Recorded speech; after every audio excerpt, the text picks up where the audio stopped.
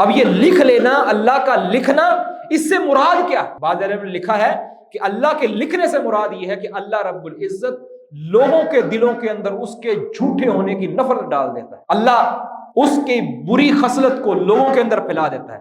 لوگوں کے دل کے اندر ہوتا ہے کہ فلاں بندہ جھوٹا ہے، کوڑا آدمی ہوتا ہے۔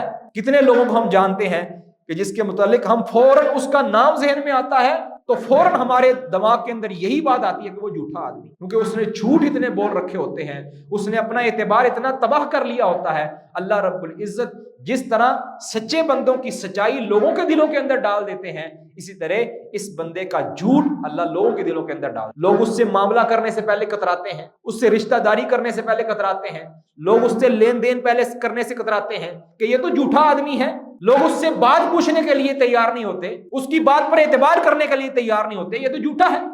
تو یہ سزا اس کو یہ اس لیے ملی ہے کیونکہ اس نے اپنا ماٹو، اپنی زندگی کا محور جھوٹ کو بنا لیا، اس نے معاشرے کا سکون برباد کرنے کی کوشش کی۔